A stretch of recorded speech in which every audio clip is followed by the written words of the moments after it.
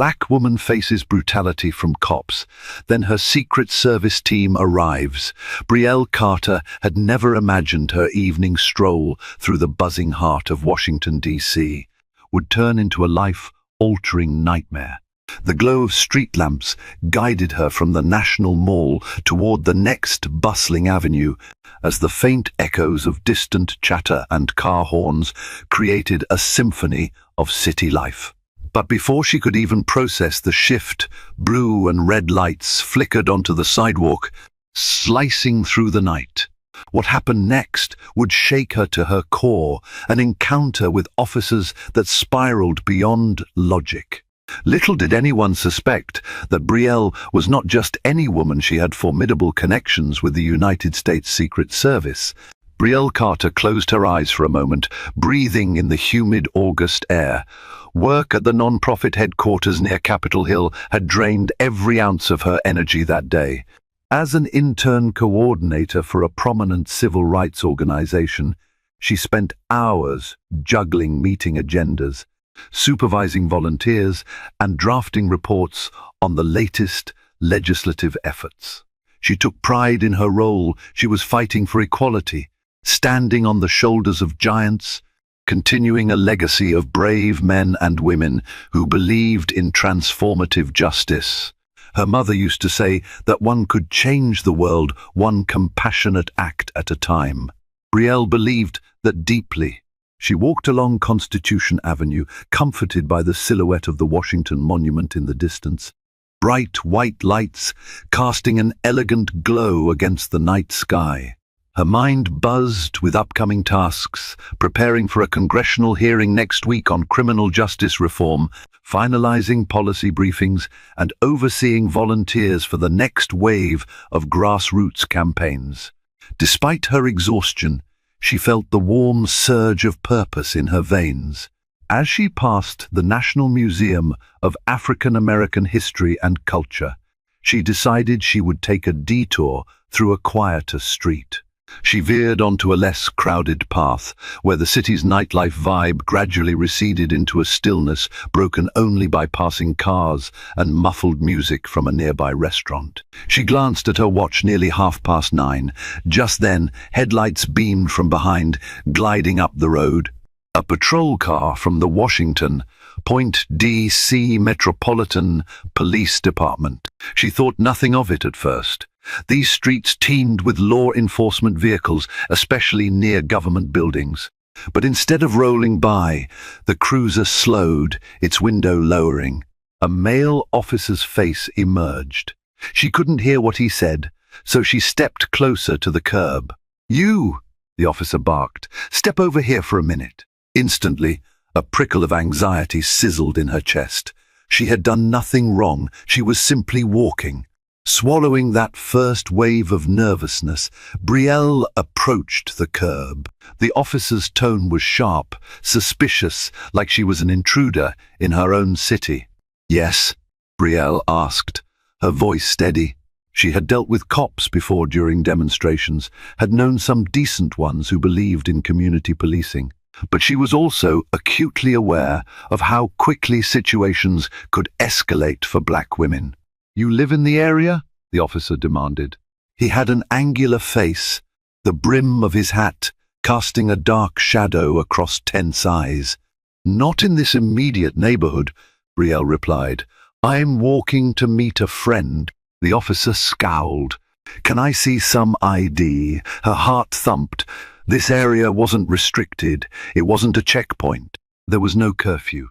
And yet, from the stories she heard throughout her life, she knew compliance often served as the safest route. She pulled out her wallet slowly, offering her driver's license.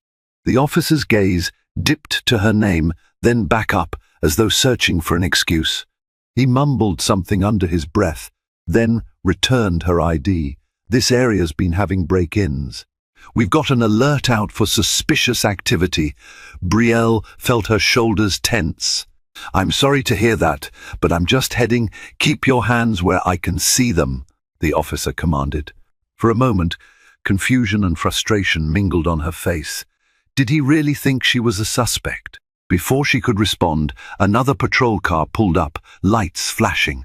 Two more officers stepped out, posture rigid, eyes scanning the scene. She watched them approach, each step saturated with tension. Something felt off. Why this intensity for a simple ID check? Got a call about suspicious loitering, one of them said, voice devoid of emotion. Fear flickered inside Brielle. She was not loitering. She was walking home. How had it escalated to suspicious loitering so quickly? She was about to speak when the first officer snatched her by the arm, more forcefully than necessary. The shock of it left her momentarily speechless. "Excuse me, what are you doing?" she managed, trying to keep her composure. "No sudden moves," one of the newcomers snarled. "We've had enough trouble around here." From somewhere inside, an acute sense of injustice roared. But her rational mind screamed caution. "I'm not resisting," she said calmly, though her voice trembled. "I haven't done anything wrong." One of the other officers took a step closer, eyes scanning her from head to toe. Brielle's heart hammered. She felt small, cornered, every nerve alive with dread. That was when it dawned on her this wasn't an isolated incident. It was a pattern, and she was caught in it. Despite having all the right credentials, despite being a law-abiding citizen, despite working every day to safeguard civil rights. In that moment, she had never felt more powerless. What she didn't know yet, what nobody there would have guessed, was that this chance encounter would set in motion a series of events that would shake up not just her life, but the entire law enforcement precinct. Because Brielle was not alone in this city, high-ranking individuals cared deeply about her well-being. And soon, the chain of command that protected her would descend upon these streets like a thunderstorm. At first, Brielle hoped the officers would relent once they verified her identity. She had no criminal history. She had a clean record. She had never even received a parking ticket. But the first officer gripped her arm like she was a flight risk. A second demanded to see what was in her bag. She swallowed her protest, inhaling a shaky breath. She wanted to get through this safely. The third officer circled behind her, speaking into a radio. "We've got a potential suspect, matching the description, female, African American, early 20s, he said. "We'll bring her in for questioning." Brielle stiffened. "Wait. What description? Who made this report? I'm just walking." Her protest was cut short by the first officer yanking her arm behind her back. Pain jolted up to her shoulder. She gasped. Her eyes darted around, searching for any witnesses. A nearby couple stared from across the street, but they looked frightened or confused. No one intervened. "Stop resisting," the officer snapped. "I'm not resisting," Brielle cried, voice cracking. Her legs trembled. She worried that any sudden movement might provoke them further. She had read too many stories, watched too many videos. Her mind sparked with possible outcomes, each more terrifying than the last. Tension buzzed in the air like electricity. The second officer rummaged through her shoulder bag without any semblance of courtesy, hurling out her phone, a small notepad, a couple of lip balms. Then he froze, hand clutching at a small ID wallet that bore an emblem of the White House. Brielle's heart pounded as she realized what they had discovered. Though she didn't work at the White House, she had a certain level of clearance due to her volunteer collaborations with a White House advisory panel on civil rights. That volunteer work had granted her an official pass, updated monthly. It wasn't top-level clearance by any means, but it was recognized in certain circles. The officer stared at the card. His face twitched, as if he were trying to make sense of what he was seeing. "Where'd you get this?" he growled. "This is fake, right?" She bit back her anger. "It's not fake. I work with an official group that consults with White House staff." A faint flicker of confusion lit the officer's eyes. They hadn't expected that. One of them took the card, stepped away to radio someone for a verification check, presumably. Meanwhile, Brielle felt the sting of plastic handcuffs biting into her wrists. They had pinned her arms behind her back with a force that bordered on cruelty. "You're coming with us," the first officer announced, even before the verification came through. "Please," she said, hearing her voice shake, "I haven't done anything. You'll see my pass is real." A silent war seemed to wage among the officers. The two who arrived later glanced at each other, as though trying to gauge if they had overstepped. But the first officer, the one who had initiated everything, looked resolute, determined to see this through. Perhaps he didn't want to lose face in front of his colleagues. "Get in the car," he ordered. Brielle tried to steady her breathing. She felt her mind teetering between panic and an odd sense of detachment, like she was watching this happen to someone else. She had volunteered at countless legal aid clinics. She knew all about the labyrinth of systemic injustice. But now she was trapped in the very system she had fought against. An unexpected wave of defiance surged through her. She had to make a phone call. She had rights. Yet every time she tried to speak, the officer barked at her to stay silent. They shoved her into the back of a squad car, her forehead nearly banging against the steel mesh partition. As the car pulled away from the curb, she locked eyes with the couple still standing on the sidewalk. Their faces were etched with horror, but they seemed helpless. Meanwhile, the city lights blurred outside the window. Inside the car, her heart hammered, her wrists stinging from the cuffs. She wondered who might come to her defense. Her best friend, Tasha, was out of town. Her immediate family lived in Chicago. Could she call her boss at the nonprofit? Would he be able to mobilize help quickly? Little did Brielle know that this situation was about to attract the attention of a far more powerful ally. Because the White House pass in her bag wasn't just any pass, it had been personally authorized by one of the president's closest advisors on civil rights. That advisor, a long-time mentor to Brielle, would soon light up phone lines across Washington the moment she heard that Brielle had gone missing under suspicious circumstances. And if that wasn't enough, there was someone who had entrusted Brielle with a vow of protection, a vow that would soon bring men and women in black suits with earpieces to the police precinct doors, demanding answers. Brielle Carter was more connected than she realized, and the consequences of this arrest would reverberate far beyond a single police station. The station was every bit as stark and claustrophobic as one might expect: buzzing fluorescent lights, institutional grey walls, scuffed linoleum floors. Brielle was roughly ushered in through a side door leading into a small windowless intake area. She cringed as she felt the handcuffs dig deeper into her wrists. Her mind churned with confusion, fear, and a simmering anger that threatened to boil over. An officer behind a desk, bored and bleary-eyed, looked up. "Another suspect?" he asked. No hint of irony or pity in his tone. "Potential suspect," corrected the first officer who had arrested Brielle. "Loitering, possible connection to recent break-ins. Plus, she's carrying suspicious credentials. Need her printed and processed," the lead officer continued. Brielle's heart hammered as they marched her over to a fingerprint station. She tried to hold back tears. She didn't want to give them the satisfaction of seeing her afraid. This was beyond humiliating. This was a violation. Her hands trembled. She closed her eyes, remembering all the stories told by activists who had been in her place.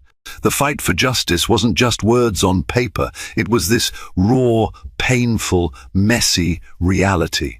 "You have the right to remain silent," droned another officer, reading her the Miranda rights with the kind of mechanical monotony that suggested he did this a dozen times a day.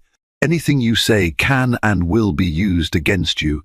Brielle exhaled shakily. How did it come to this?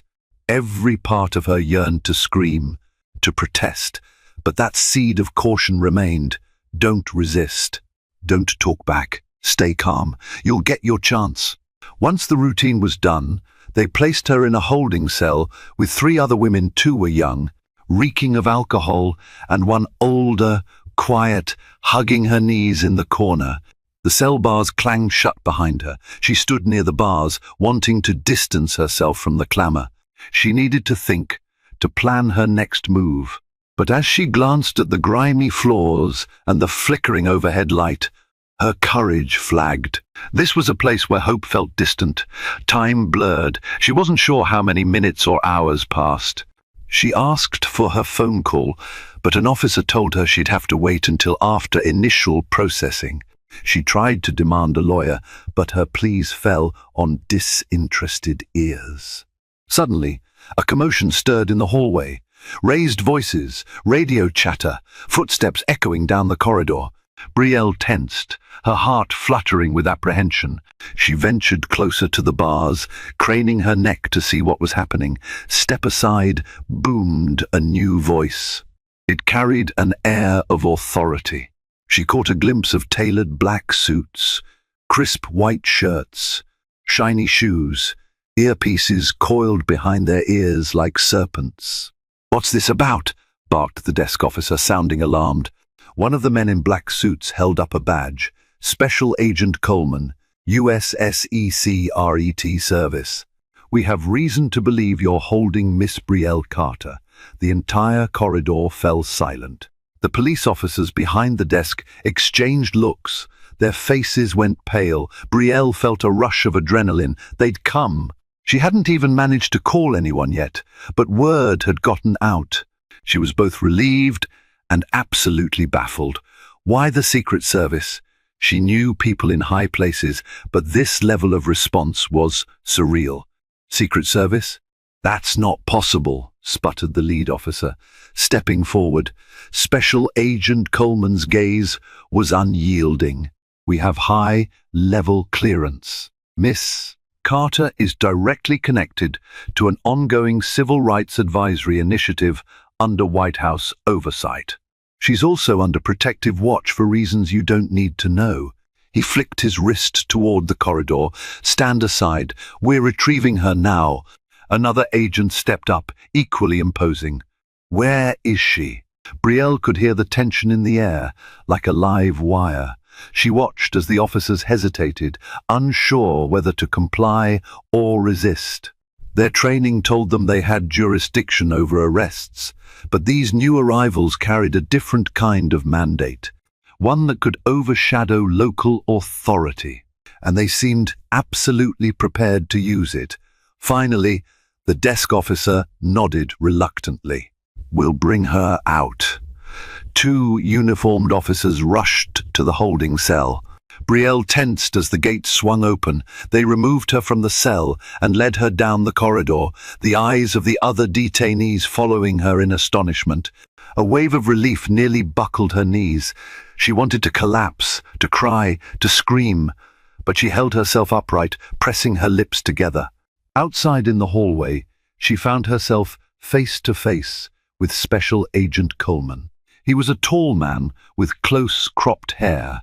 He studied her face with an expression that mixed concern and anger at the sight of her reddened wrists. "Miss Carter," he said softly, voice contrasting with the hard stare he'd given the officers. "Are you all right?" She swallowed back tears. I'm okay, I think," she managed. "How did you?" He gently guided her forward.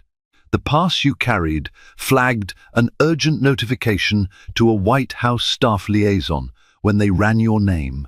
"We were informed that you might be in danger. We're here to ensure your safety." The officers who had arrested her stood behind them, stony-faced. Brielle risked a glance at the first officer who had manhandled her. He stared at the floor, jaw clenched, eyes downcast. It was a stark reversal of the power dynamic. Every muscle in her body still trembled with residual fear and rage, but something else flickered: vindication. "Let's go," Special Agent Coleman said, ushering her out of the station. But the lead officer called after them. "Wait, you can't just remove her from custody. We have procedures." "She's a suspect." Coleman whirled around, posture rigid with quiet fury. "Suspect for what, exactly?" The officer's words came out in a sputtering mess. L loitering. She matched A. She was suspicious. Coleman didn't let him finish. He handed the officer a card. If you have any formal charges, you can direct them to this legal counsel. Otherwise, I suggest you reconsider your stance, given that Miss Carter's detention was without just cause, and we have multiple grounds for a civil rights violation suit. Brielle's gaze swept over the stunned officers. She had spent the last few hours in fear, uncertain if anyone would believe her. Now she saw them stare back with something akin to dread. It wasn't just fear of a lawsuit, it was fear of the attention this case would draw, the chain of command that might come crashing down on them. The Washington, D.C. Metropolitan Police Department was no stranger to public scrutiny. The last thing they needed was a legal battle that hinged on racial profiling and excessive force. With that, Coleman turned on his heel and escorted Brielle out into the night air. A small motorcade of sleek black SUVs waited at the curb. The swirl of events left her breathless. Just hours ago, she'd been an anonymous figure walking down the street. Now, government vehicles and men with earpieces were whisking her away from a police station cell. As she settled into the back seat of one of the SUVs, she felt a tidal wave of emotions: relief, anger, exhaustion, and gratitude. She rubbed her wrists where the cuffs had chafed. Her pulse still pounded with adrenaline. It felt unreal, like a scene from a movie. But the gentle hum of the engine and the distant glow of city lights reminded her that this was real life, and she was in the middle of it. Out of the corner of her eye, she glimpsed Coleman speaking softly into a phone, presumably updating someone on her condition. She wondered who else was involved, who else had mobilized to protect her. It was a puzzle she'd have to piece together soon enough. For now, all she could do was let the wave of relief carry her. She was free from that cell, but she knew that freedom came with a cost. The events of the night were far from over, and the fallout was just beginning. 2 hours later, Brielle was seated in a quiet conference room in a secure government building just outside the heart of D.C. The windows were heavily tinted, the furniture sturdy and unadorned. A single lamp illuminated the room, casting long shadows on the walls. Across from her sat Special Agent Coleman and another agent named Rodriguez, both wearing solemn expressions. "What happened back there," Coleman said, "is unacceptable. I'm sorry you went through that." A tear escaped Brielle's eye, and she quickly brushed it away. "Thank you," she whispered. "I'm just in shock." Rodriguez leaned forward. "We contacted the White House liaison, who verified your involvement in the Civil Rights Advisory Group. That triggered an emergency alert in our system because you're on a list of individuals who might be at risk due to the high-profile nature of your work. That's why we arrived so quickly." Brielle swallowed. "I didn't know my name was on some watch protection list." Coleman offered a faint smile. "It's standard protocol for certain individuals working closely with White House initiatives. We monitor potential threats." She nodded, remembering how her mentor at the White House had insisted on it. At the time, she'd found it a bit overprotective, but now she was thankful. "So what happens now?" Coleman exchanged a glance with Rodriguez. "We want a formal statement from you about everything that happened tonight. We'll likely coordinate with federal authorities to open an internal review of the officers involved in your arrest. If you're willing, we can also facilitate you pressing charges." Brielle inhaled slowly. Part of her wanted to bury this night in the deepest recesses of her memory, to move on and never think about it again. But another part of her, stronger, steadier, knew that silence would only perpetuate the cycle of injustice. "Yes," she said, voice firm. "I want to give a statement." Rodriguez nodded, placing a digital recorder on the table. "Whenever you're ready." Brielle began recounting the evening from the start, her walk home, the initial stop by the officer, the escalation, the handcuffs, the cell. Her voice trembled at times, but she pushed through. Describing the details felt surreal. It was like hearing her own story from a distance, as if it were happening to someone else. Yet it also felt cathartic to say it aloud, to give voice to the injustice. When she finished, Coleman clicked off the recorder. "Thank you," he said gently. "We'll make sure this is taken seriously." She nodded, leaning back in her chair, exhaustion draping over her like a heavy blanket.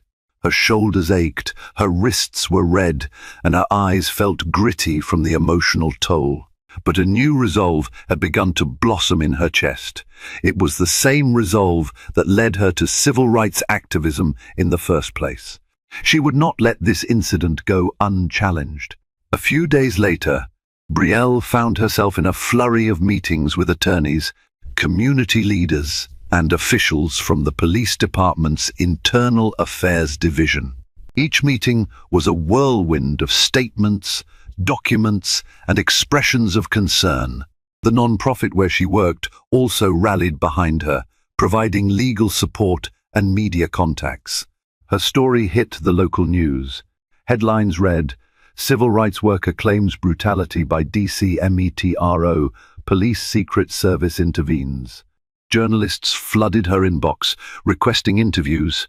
Community organizations marched in protest outside the precinct where she'd been held, chanting her name. It felt surreal, like she'd stumbled into a spotlight she never wanted. But she used that platform to speak about systemic issues, about accountability, about the deep-rooted biases that had nearly stripped her of her freedom. Meanwhile, the officers involved found themselves in the eye of a storm. Their names leaked to the press. The first officer, the one who had yanked her arm, faced scrutiny, not just from public opinion, but from an internal investigation. Multiple civilian complaints had surfaced, painting a picture of a cop with a history of racially charged encounters. The tension that had crackled in the air on that night now sparked in the form of public outrage. Brielle learned that one of the officers, the one who had rummaged through her bag and found her White House pass, had filed a report labeling her as uncooperative and combative. But that claim shattered once video footage from the squad car's dashboard camera surfaced, showing that she had never resisted. In fact, the footage captured the moment she was seized, along with her cries of, "I'm not resisting." Within the precinct, morale plummeted among those who sympathized with the officers, while others felt it was a necessary reckoning. A police captain went on record, stating that this sort of misconduct could not be tolerated. Some hailed him as progressive, while others accused him of throwing his rank-and-file officers under the bus to save face. Amid all the turmoil, Brielle leaned on her friends and colleagues. Tasha, who had returned from out of town, practically moved in with her for a week, refusing to let her go through this alone. They spent late nights, talking, crying, strategizing. Brielle's emotions swung like a pendulum. One moment she was furious at the system, the next moment she was grateful for the support. But overshadowing everything was the knowledge that the Secret Service had come to her rescue. She had met a handful of agents in the aftermath, each one polite but formidable. They had assured her of ongoing protection, albeit discreet. That knowledge was comforting yet nerve-wracking. She was a young activist, not a household name or a government official. Why did the White House see her as so important? She knew she had to get answers. A week after her arrest, Brielle received a call from her mentor, Dr. Marianne Watkins, a respected civil rights lawyer who had advised multiple presidents on social policy. Dr. Watkins had taken Brielle under her wing years ago, impressed by her dedication and aptitude. "Brielle," Dr. Watkins said, her voice warm yet concerned, "I've scheduled a meeting with someone who wants to meet you. He's asked to remain unnamed for now, but he's closely tied to the administration. He'd like to hear your story firsthand. Brielle felt her stomach flip. Will this be at the White House? In an office nearby, Dr. Watkins replied, High security. This is important, Brielle. They want to understand how something like this could happen to someone so close to their circle. They also want your perspective on what needs to change. A swirl of disbelief and gratitude filled Brielle. This was bigger than she realized. Thank you, Dr. Watkins. I'll be there. On the day of the meeting, Brielle arrived at a discreet government building just a short drive from the White House. Special Agent Coleman was there, meeting her at the entrance. He greeted her with a nod and led her through a maze of corridors, each guarded by armed personnel. Finally, they arrived at a small conference room. Inside stood Dr. Watkins, regal and composed, in a charcoal grey suit. Next to her was a tall man in his early 50s, silver streaks at his temples, wearing a crisp blue shirt and no tie. Despite his casual appearance, there was a gravity about him that made Brielle instinctively straighten her posture. Miss Carter, he said, offering a handshake. Thank you for coming. Brielle shook his hand, feeling a gentle firmness in his grip. He didn't introduce himself by name, but Dr. Watkins had mentioned he was a high-level government advisor, someone with the president's ear, known in D.C. circles as the shadow man for his behind-the-scenes influence. Rumor had it he'd navigated foreign policy crises, negotiated with global leaders, and orchestrated entire legislative campaigns without once stepping into the public spotlight. Over the next hour, Brielle recounted her experience in detail, how the officers stopped her, their aggressive behavior, her fear, and finally, the humiliating arrest. The man listened intently, occasionally jotting down notes. Dr. Watkins asked clarifying questions, ensuring every point was documented. When she finished, the advisor leaned back in his chair, sighing. We've suspected that certain precincts in D.C. shave not fully embrace the city's directives on de-escalation and unbiased policing.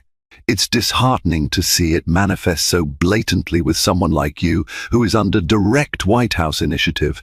Brielle nodded, her throat tight. I'm not the only one this happens to, though. There are countless others without any connections or pass. They're the ones who get lost in the system. Dr. Watkins placed a gentle hand on Brielle's shoulder. That's why your voice is crucial, Brielle.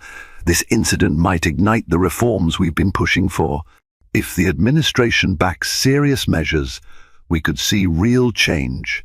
The advisor looked at her, his eyes reflecting empathy and determination. We would appreciate your continued collaboration, not just for your own justice, but for systemic reform.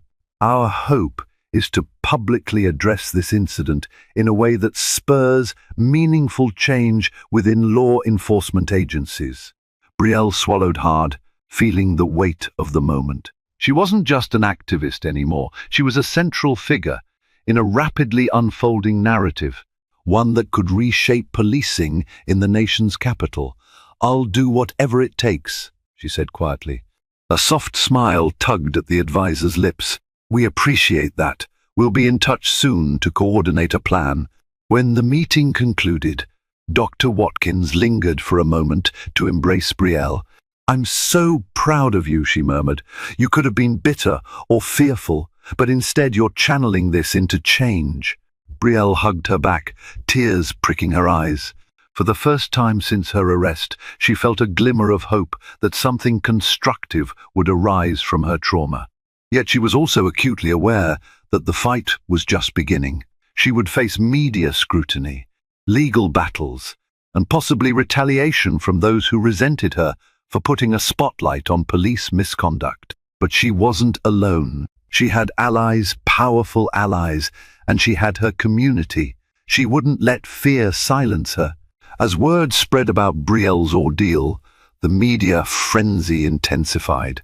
Local news stations ran segments featuring interviews with her co-workers, supporters, and legal representatives. The story rippled beyond D.C., capturing national headlines. Prominent journalists and commentators weighed in, some framing it as yet another instance of racial bias within law enforcement, others questioning whether the Secret Service's involvement was an overreach of federal power. Brielle found herself thrust into the public eye. Her schedule overflowed with requests to speak at community forums, attend town halls, and join policy discussions on police reform. Though it was overwhelming, she felt an obligation to seize the moment. The injustice she endured wasn't an isolated event. She wanted to amplify the stories of those who never got a second chance, who were hurt, ignored, or worse. Late one evening, she sat on a couch in a modest green room at a major news studio. She was minutes away from a live interview with a national anchor who promised to highlight her story. Her stomach coiled with nerves. Dr. Watkins had spent hours coaching her on how to remain calm under intense questioning. Tasha was by her side, squeezing her hand. "You got this," her friend whispered. "Just be yourself." Brielle forced a small smile. The door opened, and a production assistant beckoned her to follow. She stepped onto the set, lights glaring in her eyes. Across from her sat the anchor, a poised woman with a friendly demeanor. They exchanged greetings, and soon Brielle was live in front of millions of viewers. The anchor asked about the night of the arrest, the role of the Secret Service, and how Brielle felt about the officers involved. Brielle answered carefully, emphasizing that the problem wasn't just those individual cops, it was the broader system that allowed abuses of power to persist. She stressed that her story was shared by countless black women across the country who faced unjust scrutiny or aggression from law enforcement. The interview concluded with applause from the small studio audience. Afterward, her phone lit up with messages of support. But there were also trolls, online accusations that she was exaggerating, using her race as a shield, or exploiting her White House connections. The vitriol hurt, but she reminded herself that hateful remarks often emerged when real change was on the horizon. A day later, she was invited to testify before a special committee in the D.C. Council, which was investigating police misconduct. Cameras clicked and flashed as she took her seat at the witness table. City officials, activists, and journalists crowded the chamber.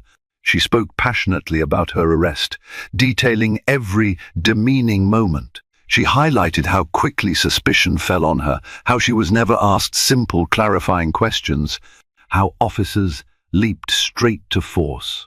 While reading her prepared statement, her voice quivered with emotion, but behind the tremor lay steely resolve. When she finished, the committee members fired questions about policy improvements, accountability measures, and training deficiencies. Brielle answered to the best of her knowledge, drawing on her non-profit experience and the insights gained from working with the White House Advisory Group. At the end of the hearing, one council member declared that Brielle's testimony underscored the urgency for a complete overhaul of de-escalation training protocols. Another proposed that her story be included in a broader push for state-level reforms. The momentum was building, and she was at the center of it. While Brielle stepped deeper into the world of activism and policy reform, the officers who had arrested her found themselves facing the consequences of their actions. Internal Affairs compiled a report based on dashcam footage, witness accounts, and Brielle's testimony. The findings were damning. There was no probable cause to detain Brielle, and the use of force was deemed excessive. The first officer, Sergeant Peterson, was placed on administrative leave pending a formal hearing. Local news outlets dug into his past, unearthing multiple complaints lodged by citizens, most of whom were Black or Latino. Many of these complaints had been quietly dismissed, never leading to serious repercussions. But this time, the spotlight was too bright to ignore. Under mounting public pressure, the precinct had little choice but to act. As protests flared outside police headquarters, the department released a statement promising thorough disciplinary action. Sergeant Peterson's allies in the force felt betrayed by what they saw as a witch hunt, but others saw it as long overdue accountability. For Peterson, karma arrived swiftly. His name and face saturated the news cycle, with reporters camped outside his home for comment. His neighbors whispered behind closed doors, and his family endured a barrage of online harassment. His superiors, eager to distance themselves from controversy, offered no support. Before he knew it, official misconduct charges loomed on the horizon. Weeks later, Peterson appeared before a police review board. The hearing was tense, with both community members and fellow officers in attendance. Evidence was presented: the dashcam video, audio recordings, his history of complaints, even statements from the other officers at the scene who, under oath, confirmed that Peterson had escalated the situation unnecessarily. Brielle, wearing a modest blazer, took the stand. She recounted once more how Peterson had grabbed her arm, how fear had seized her when she realized the power he wielded over her. Her voice trembled slightly, but she maintained composure, determined not to be cowed by the uniform or the institution it represented. In his defense, Peterson claimed he'd acted on a tip about a suspect matching Brielle's description. He insisted he never intended to harm her, but each excuse crumbled when cross-examined. The review board ultimately recommended that Peterson be terminated from the force. Furthermore, they proposed criminal charges of assault and false imprisonment. The final decision would rest with the district attorney. Once a respected figure in his precinct, Peterson now trudged out of the hearing room in disgrace. Cameras flashed, reporters shouted questions he refused to answer. The once confident swagger in his step was replaced by the hunched shuffle of a man who'd lost everything. Karma had come for him, swift and unyielding. As the weeks rolled on, Brielle watched the city respond to her case with a mixture of hope and caution. D.C. Council members fast-tracked legislation aimed at mandating body cameras for all officers, establishing clear guidelines for stop and frisk encounters, and instituting a civilian oversight board with real enforcement power. A wave of optimism swept through communities that had long yearned for genuine accountability. Brielle became a central figure in these conversations, testifying at hearings, attending legislative sessions, and participating in public forums. Though exhausted, she was fueled by the conviction that real change was within reach. One evening, at a community gathering held in a local church, she spoke to a packed congregation that included residents, faith leaders, activists, and even some police officers. Standing at the pulpit, she scanned the sea of faces. This was her chance to bridge gaps, to speak not just about anger and injustice, but also about hope and healing. I stand before you, not just as a woman who experienced a brutal arrest, she began, voice echoing through the sanctuary, but as someone who believes in the power of community. That night, I felt alone, powerless. But I've learned that we're never truly alone if we stand up for each other. A murmur of agreement rippled through the crowd. She recounted the fear she felt, the injustice she endured, and then the overwhelming support that had poured in from everyday citizens, from activists, and from officials who wanted to see genuine reform. Change doesn't come from a single event or a single voice, she said. It comes from all of us demanding better laws, better training, better accountability, and better relationships between law enforcement and the communities they serve. Scattered applause grew into a standing ovation. She spotted a few officers in the audience, heads bowed in thoughtful reflection. Perhaps, she mused, not all of them were like Peterson. There were those within the force who recognized the need for reform and were willing to fight for it from the inside. They, too, deserved support. In the following days, Brielle met with police captains who sought her input on new training modules emphasizing de-escalation and implicit bias awareness. The Department of Justice opened an inquiry into the Point DC Metropolitan Police Department, vowing to examine not just Brielle's arrest, but the broader patterns it represented. Meanwhile, her own life calmed slightly. She returned to her non-profit tasks, though her responsibilities now included leading workshops on civil rights in policing. She was recognized as a spokesperson, invited to conferences around the country to share her story and insights. Her relationship with the Secret Service detail also evolved. While they no longer whisked her off in black SUVs, they checked in periodically. They reminded her that her protective status remained in effect, urging caution in case anyone harbored ill will toward her. Brielle appreciated the concern, but she also grew more confident, less fearful. She believed that even though darkness lurked in some corners, the collective effort for progress would outshine it. Dr. Watkins watched Brielle's rise with pride. "You've come a long way," she said one day, her hand resting gently on Brielle's arm. "I remember when you were just a passionate grad student who wanted to change the world." Brielle smiled. "I still am. Now I just have a platform I never expected." They both laughed, recalling simpler times, but they also knew there was no going back. Brielle's life had changed forever.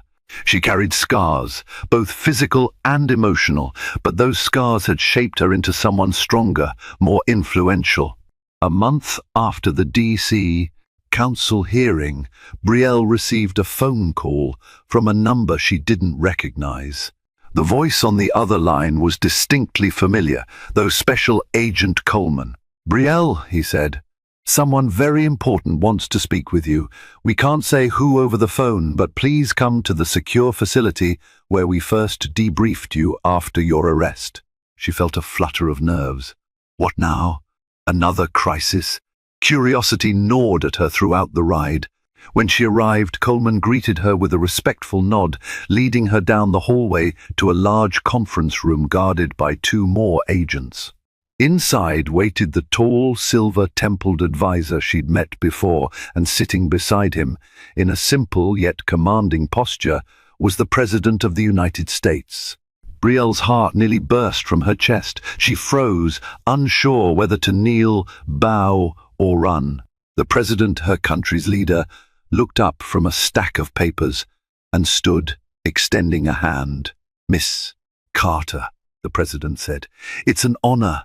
Words failed her. She stammered a greeting, and they both sat. The President's eyes brimmed with empathy. "I've followed your story closely, and I want to personally thank you, not only for handling your ordeal with dignity, but for inspiring a movement toward reform." Brielle's mouth felt dry. "Thank you, Mr. President," she managed. "I'm humbled." They spoke for over an hour. The President asked about her background, her motivations, her hopes for police reform. She spoke candidly, somewhat in a daze, but determined to make every word count. She told him about community-led initiatives, about bridging the gap between the public and the police, and about ensuring accountability measures had real teeth. When she finished, he let out a thoughtful sigh.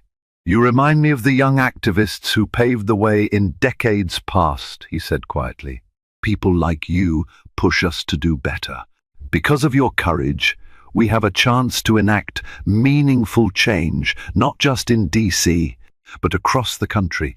Brielle felt tears prick her eyes. Everything she'd endured, every humiliating moment in that jail cell, every hateful comment online, every fear-laden memory, was it all leading here, to this pivotal opportunity? The President offered a small smile. "I want you to know you have my administration's support. We'll be rolling out new federal guidelines for local police departments who receive certain grants. Your testimony and your experience will be part of our rationale." Brielle's heart soared. This was the kind of systemic approach she had dreamed of. I can't thank you enough," she said softly. He rose, signaling the end of the meeting. "Your mentor, Dr. Watkins, speaks very highly of you. Stick to your principles, Miss Carter. This country needs voices like yours." Then, with a firm handshake, the president left the room. Brielle remained in her seat, stunned. The silver-templed advisor walked over, placing a gentle hand on her shoulder. "Keep going, Brielle," he said. "You've got powerful allies, but the real power comes from your community and your own unwavering passion." She nodded, overcome by a wave of gratitude and determination. Everything had changed from that fateful night on the street, but she would channel the pain into progress. In the following weeks, Brielle witnessed a transformation in DC's policing culture. The new oversight board launched. Body cameras became mandatory for all patrol officers, not just a select few. Training reforms were implemented citywide, focusing on de-escalation techniques, cultural competency, and mental health awareness. Many officers openly embraced the new policies, eager to rebuild trust with the communities they served. Within the non-profit world, Brielle continued her work, but on a larger scale. She traveled to other cities, consulted with grassroots organizers, shared her story, and listened to the stories of others who lacked the high-profile support she'd received. She lobbied for state and federal lawmakers to adopt similar reforms, forging connections and alliances in the process. Her personal life also found a steadier rhythm. She and Tasha moved into a slightly bigger apartment, where Brielle converted the living room corner into a makeshift office with shelves of policy books and stacks of legal documents. Some nights she dreamed of the jail cell, reliving the terror, but each time she recalled the moment the Secret Service arrived, how it symbolized a turning point, not just for her, but for countless others seeking justice. The day Sergeant Peterson's trial began, the city braced for potential unrest. But protests remained largely peaceful, with many rallying outside the courthouse, holding signs that read "Justice for All" and "Black Women Matter." The trial served as a testament that the system could at least sometimes hold even its own enforcers accountable. He eventually pled guilty to charges of misconduct and received a prison sentence, though some felt it was too lenient. Regardless, the verdict sent a resounding message. Unchecked abuse would no longer be protected by silence and complacency. Brielle quietly visited the courtroom the day Peterson was sentenced. She watched him stand before the judge, saw the regret etched into his face. Part of her felt pity for him, a man undone by his own prejudice and misuse of power. Part of her felt a surge of relief. The system, flawed as it was, had shown that change was possible when enough people demanded it. Outside the courthouse, reporters clamored for a statement, but she offered only a measured response. "This is one step toward healing. We have more work to do." As autumn leaves turned golden in the nation's capital, Brielle strolled once more near the National Mall. This time, she felt no apprehension. The city lights shimmered, and the nightly hum of traffic wove through her ears like a comforting lullaby. She thought about how quickly life had pivoted, how adversity had thrust her into a role of leadership she never sought, but ultimately embraced. The wind tugged at her jacket. She paused, gazing up at the Washington Monument. She recalled Dr. Watkins's words, "You could have been bitter or fearful, but instead you're channeling this into change." Yes, the night of her arrest had been harrowing, a painful testament to the racial biases that still plagued society. But it also ignited a chain reaction that forced a reckoning, one that reverberated through the halls of power. She had discovered her own resilience, backed by a community and a coalition of unlikely allies. Even the president had affirmed her belief in justice. In the soft glow of the city, Brielle Carter vowed to continue the fight. She would remain vigilant, holding the line for those who came after her, because the struggle for civil rights and equality was never just about one person's story. It was about all of us together, demanding a world where dignity and respect were the baseline, not the exception. And so, with her chin held high, she walked forward into the night, ready to face whatever challenges awaited her next.